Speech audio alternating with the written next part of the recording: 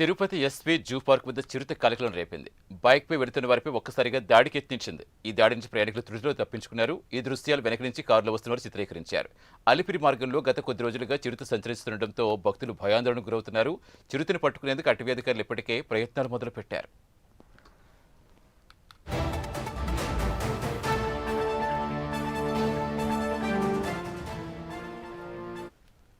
పూర్తి వివరాలు ఇచ్చేందుకు మా కరెస్పాండెంట్ రవివర్మ జానుతున్నారు. రవివర్మ, ఏంటి అలా ప్రస్తుతం చిరుత ఆచూకీ తెలుస్తుంది? అటవీ అధికారులు ఏం చెప్తున్నారు? సతీష్, ఇది అలిపిరి నుంచి జూ పార్క్ మార్గంలో చిరుత సంచారం తరచూ జరుగుతూ ఉంది.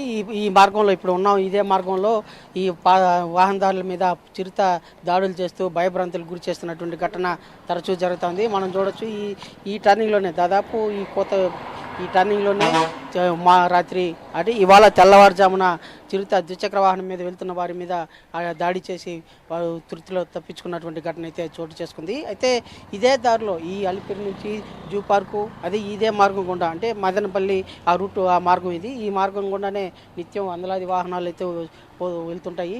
అయితే రాత్రిపూట ఈ ప్రాంతంలో దట్టమైన అటవీ ప్రాంతం కాబట్టి చిరుత సంచారం ఎక్కువగా జరుగుతూ ఉంది. అదే కాకుండా ఈ ప్రాంతంలోనే ఎస్వి యూనివర్సిటీ క్యాంపస్, వేదిక యూనివర్సిటీ క్యాంపస్లు అవన్నీ కూడా ఇదే ప్రాంగణంలోనే కలిసి ఉండడం వల్ల ఈ చిరుత సంచారం తరచూ ఎక్కువ జరుగుతూ ఉంది.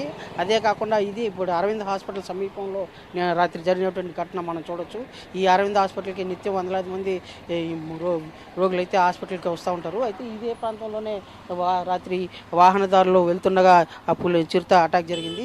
అది ఆ చిరుత ఈ అరవింద్ హాస్పిటల్ ప్రాంగణం బ్యాక్ సైడ్ కూడా తిరుగుతున్నట్లుగా ఇక్కడ ఉన్నటువంటి సెక్యూరిటీ సిబ్బంది రాత్రి గుర్తించారు. అటవీ శాఖ అధికారులకైతే సమాచారం ఇచ్చారు. అటవీ శాఖ అధికారులు ఆ చిరుత ఆచూకీ కోసం ట్రేస్ కెమెరాలను ఏర్పాటు చేసి పసిగట్టే ప్రయత్నం అయితే చేస్తున్నారు. అయితే ఇదే ప్రాంగణంలోనే ఎస్వి యూనివర్సిటీ, వేదిక యూనివర్సిటీ ఈ ప్రాంగణంలోనే ఇదివరలోనే 3 నెలల క్రితం ఒక చిరుతనైతే బంధించారు. మరో ఆడ చిరుత, దానికి 2 పిల్లలు కూడా ఉండేది. ఆహారం కోసం ఈ చిరుతలు తరచూ ఈ ప్రాంతంలో తిరుగుతూ తరచూ ఈ ప్రయాణికుల మీద దాడి చేస్తున్నట్టు కూడా ఘటనలు అయితే చూస్తున్నాము. అయితే ఆ అటవీ శాఖ అధికారులు వాటిని కట్టడి చేసి కంట్రోల్ చేసేందుకైతే అన్ని రకాల ప్రయత్నం అయితే చేస్తున్నారు. చిరుతలు సంచరించే ప్రాంతాల్లో ట్రేస్ కెమెరాలు ఏర్పాటు చేస్తున్నారు. అలాగే బోన్లు కూడా ఈ యూనివర్సిటీ ప్రాంగణంలో దాదాపు 3 చోట్ల బోన్లు కూడా ఏర్పాటు చేశారు. వాటిని పట్టుకునే ప్రయత్నం అయితే చేస్తూ ఉన్నారు.